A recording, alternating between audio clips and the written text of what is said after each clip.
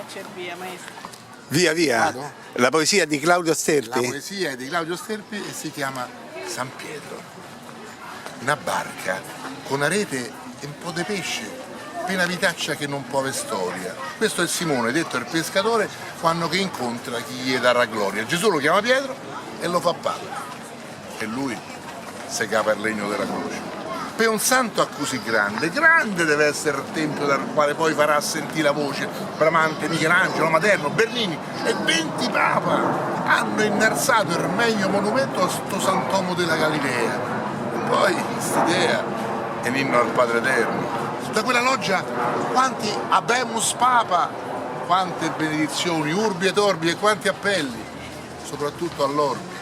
Sto colosso di marmo creato a Parmo con la fede, ricorda a chi crede e a chi non crede che è l'eternità.